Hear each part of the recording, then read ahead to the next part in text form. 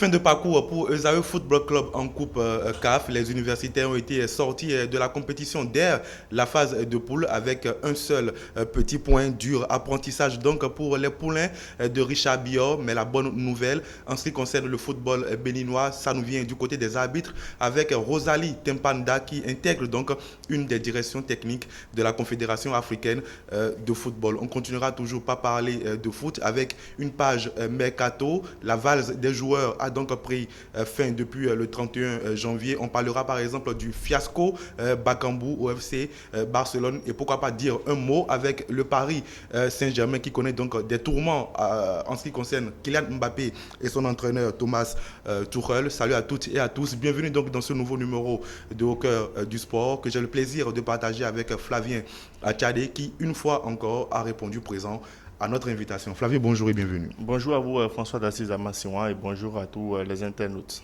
Voilà, on démarre donc par cette élimination de Esaü Football Club de la Coupe des Confédérations. On s'attendait peut-être à ça parce qu'on se dit que Esaü n'est pas un petit poussé, est un petit poussé, pardon, c'est ce que j'allais dire, mais quand même la manière fait un tout petit peu mal. 5 défaites en 6 rencontres, un seul petit point, le bilan est désastreux. Oui, le bilan est désastreux sur le plan footballistique, mais bon, le bilan n'est pas désastreux en termes d'expérience engagée par ces joueurs-là, parce que quand vous participez au moins à une compétition comme la Coupe CAF, franchement, vous engagez assez d'expérience. Et je crois que malgré les défaites qu'a connues cette équipe de ZAE, les joueurs et l'encadrement technique, avec peut-être la direction, ont reçu quand même quelque chose. C'est vrai que on a vu l'équipe de ZAE tout flamboyant lors des éliminatoires. Vous avez vu comment cette équipe est arrivée à bout de cette équipe mauritanienne, 5 buts à 0. Tout cela, on a vu que dans les éliminatoires, Esaü a fait au moins 8 buts pour le compte de ces éliminatoires, mais pour la phase de groupe, ça a été très très dur parce que quand vous avez Erzbergan, le DCMP et puis Zanaco, franchement, il faut battre très très dur. Je crois que c'est là où Esaü a coupé les chines. Mais bon, je crois que c'est l'apprentissage. On va certainement mettre tout cela aussi sur le coup de la fatigue et aussi des moyens, parce que la fatigue, c'est que c'est le même joueur qui joue le championnat et qui joue aussi le championnat. Après, il y a vous mettez là en exergue le manque de profondeur de banc du côté de Esaü. Du côté des AE. Maintenant, après cela, il y a les moyens financiers. Et vous savez que participer à une Coupe CAF, ça exige et nécessite assez de moyens. Bien sûr. Les moyens que, franchement, ce club n'en a pas. On va pas faire une langue de bois ici, parce que nous savons que quand nous prenons la liste de ces clubs-là qui sont avec l'équipe des AE dans le groupe, on voit que Esaü vient en dernière position. Après ça, il y a beaucoup de choses qui sont rentrées en jeu. Alors Flavien, même en cas d'élimination, est-ce que le scénario ne pouvait pas être autre que ce qu'on a vu là, parce qu'il faut quand même le dire, hein, ce groupe-là nous a quand même réservé une surprise avec l'élimination du Motema Pembe qui sort donc également dès la phase de poule au profit justement de Zanaco qui, on le disait au départ, était peut-être à la portée des Béninois. Oui, vous savez, c'est le charme du football. Et quand vous vous sentez en position de faiblesse et que vous connaissez vos lacunes, vous travaillez pour pouvoir y arriver. Et je crois que c'est peut-être ces lacunes-là que l'équipe béninoise n'a pas certainement capitalisé pour pouvoir y arriver. Mais je crois que c'est déjà très très bien. Mais bon, c'est vrai qu'au-delà de cette élimination, l'équipe de ZAE pouvait faire mieux si peut-être les règles élémentaires du football étaient pour moi respectées. Alors, on conclut donc que Esaü finalement est à sa place dans ce groupe et que c'est peut-être aussi une manière ou d'une autre le visage du football local béninois qui a été présenté à la face du continent. Non, écoutez, est-ce qu'on peut dire que Esaü est à sa place dans ce groupe-là, vu que vous avez dit tout à l'heure que le DCMP a été sorti du groupe, donc vous voyez un peu à quelque chose. Donc pour moi, c'est que ils se sont pris pratiquement à leur propre piège. Oui. Et bon, Esaü va toujours continuer, puis on verra ce que ces joueurs vont démontrer dans le championnat. Si peut-être encore ils ont la chance encore de participer à autre compétition de la Coupe CAF, c'est encore bénéfique pour eux. Effectivement. De toute façon, ils sont sur le bon chemin pour participer peut-être à la Ligue des Champions si ils continuent sur leur lancée en championnat. On rappelle qu'ils sont troisième. Oui. Ils ont des matchs en retard. Déjà samedi, ils vont en disputer un avec Béquet au stade René Pleven. Est-ce que vous pensez que Esaü, justement, après avoir engrangé cette expérience en Coupe CAF, peut aller au bout et terminer champion du Bénin? Écoutez, quand vous prenez les joueurs qui se sont pour moi bien préparés plus que les autres équipes, Oui. je crois que lors de cette phase aller, Esaü peut surfer sur tout. D'accord? Donc pour moi, je peux voir Esaü en tête, mais bon, il faut aussi dire qu'après peut-être quelques journées, il y aura peut-être la fatigue qui va gagner les joueurs et peut-être cela va jouer. Mais c'est déjà bien que Esaü ait eu un temps plus que les autres clubs pour se préparer et on est en train de voir le résultat dans le championnat. Donc, on souhaite donc bonne chance au poulain de Richard Billot pour la suite donc, du championnat de la saison. Oui, parce qu'il reste encore une bonne partie, la deuxième saison qu'on va entamer bientôt. On laisse donc le championnat local pour parler de l'arbitrage béninois. Ça fait longtemps que l'arbitrage béninois est souvent décrié. Même pas les avertis en ce qui concerne le Bénin. On voit également beaucoup d'errements dans le championnat, des matchs arbitrés bizarrement, j'ai envie de le dire. Mais il y a quand même Rosalie Tempanda qui est, je vais dire quoi, dans ce tableau noir là, un petit point blanc qui peut satisfaire tout le monde. Elle vient donc d'intégrer une direction technique de la CAF. Écoutez, Rosalie Tempanda, c'est un arbitre qui a déjà capitalisé assez d'expérience. C'est vrai que cette nomination vient pour moi à point nommé, surtout que le Bénin est déjà en train de redonner un peu de confiance dans son football.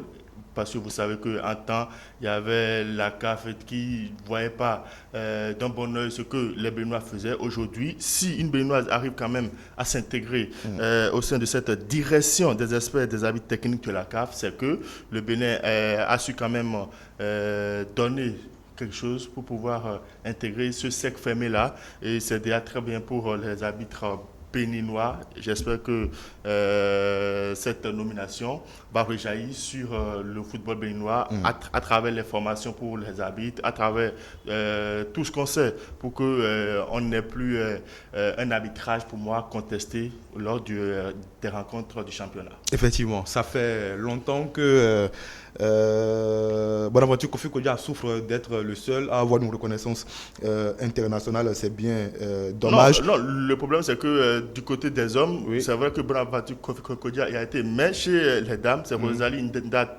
Tempa. Et pourquoi est-ce que nous ne la voyons pas assez avant? C'est que le football féminin, vous-même vous savez ce que c'est. Donc c'est peut-être l'occasion qui fait le larron pour elle. Et surtout que la FIFA a décidé d'octroyer assez je dirais quoi, d'argent voilà, dans ce football féminin-là. C'est déjà bénéfique pour elle. N'est-ce pas? Allez, une autre nouvelle en ce qui concerne le Bénin, très rapidement avant d'aborder la page internationale. Vous l'avez appris hier certainement, comme la plupart des autres confrères, c'est que le Bénin abrite justement le tournoi qualificatif de la CAN U17 UFOA Zone B. Oui, bonne nouvelle encore pour le Bénin. Ça continue. Après la CAN, il y a eu tout cela. Il y a eu les commissaires au match béninois qui ont été désignés. Il y a eu l'arbitrage béninois qui a connu une promotion. Et maintenant, le Bénin qui reçoit encore une organisation. Mais bon, vous savez... Mais est-ce que... mais vous savez... Voilà, en fait. Vous étiez de... Ouais, c'est vrai que j'étais à Niamey. Voilà, donc vous savez parfaitement ce dont on veut parler. Donc j'espère que les dirigeants béninois vont essayer de travailler pour que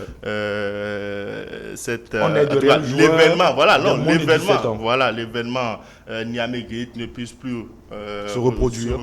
Parce que là, c'est vrai que organiser une compétition comme ça, c'est bien, mais il faut que nous soyons réglo, quoi. Voilà. Effectivement. En tout cas, on verra comment est-ce que le Bénin va aborder l'organisation de cette compétition et surtout comment également les instances, notamment l'UFOA, va être, je vais dire quoi, très très pointueux sur l'âge vraiment des joueurs qui vont participer à ce tournoi. Parce que je le rappelle, le même secrétaire général est toujours en place, le sulfureux Akamala, qui avait foutu un petit bordel, on va le dire comme ça. Non, écoutez, il n'a pas foutu un bordel, il a fait juste respecter. Non, il a fait juste respecter les tests. Vous ne pouvez pas envoyer des joueurs de 25 ans ou des joueurs de 30 ans jouer avec peut-être des gamins de 17 ans. Non, je ne parle même pas de l'épisode de Niamey. Après l'épisode de Niamey, il y a eu également l'autre tournoi qu'on devait jouer du côté de Lomé. De Lomé, voilà. Bon, écoutez, vous savez, c'est quand il n'y a pas les moyens, on essaie de se préparer, voilà. Effectivement. Allez, on ouvre donc la grosse page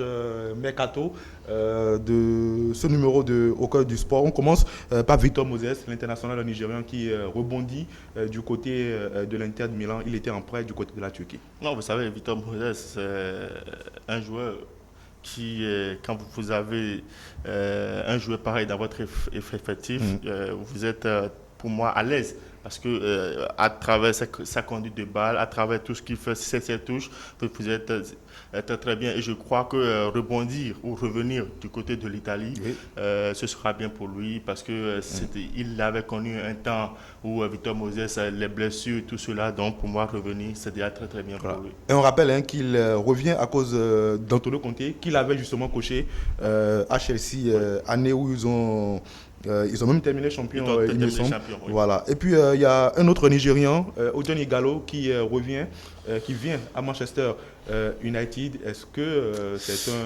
c'est un bon choix? Pour moi, Ighalo à Manchester United, franchement, c'est pas un bon choix. Mais bon, vous savez, peut-être que le choix que moi je vois peut-être n'a pas peut-être primé sur ce que lui là.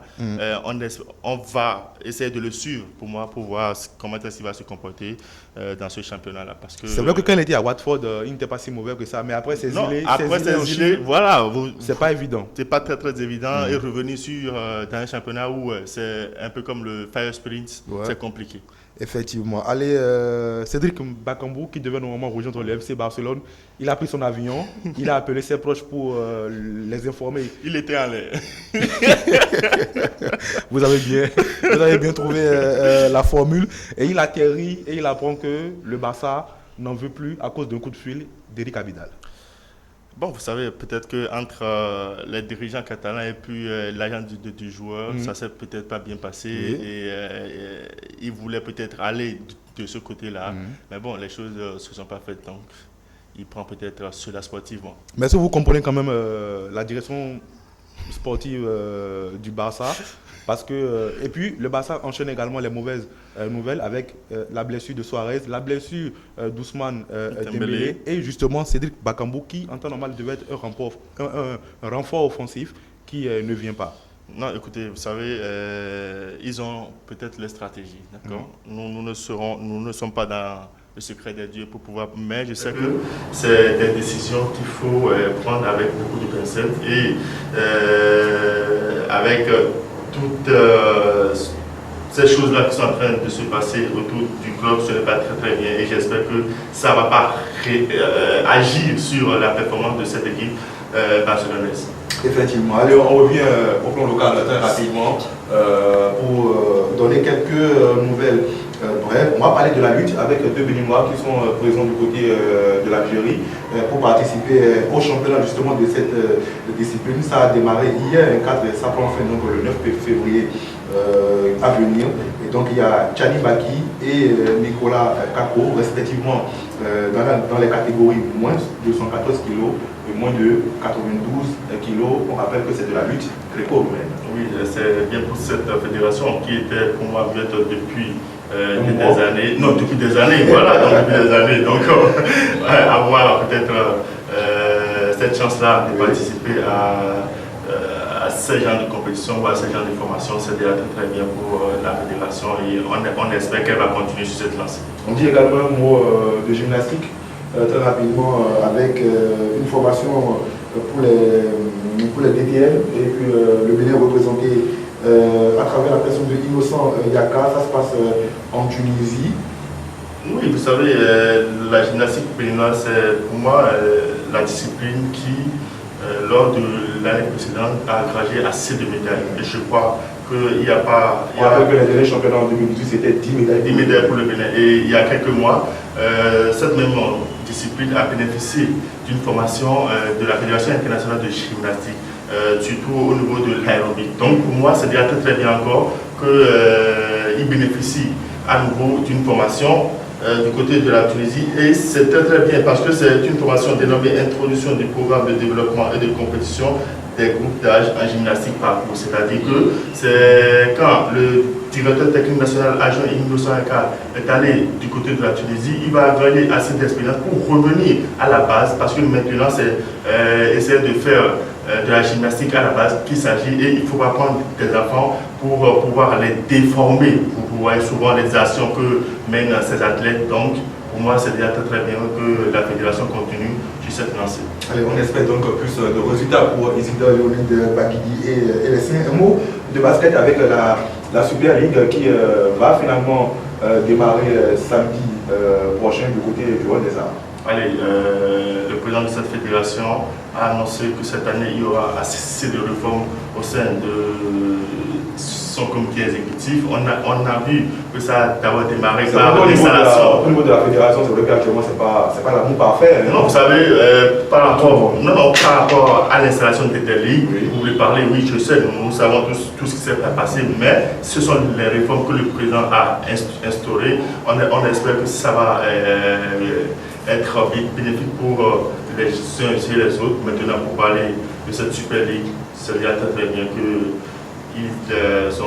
aient cette intention-là pour pouvoir organiser une compétition pareille. On espère que le basket béninois va encore renaître de ses cendres.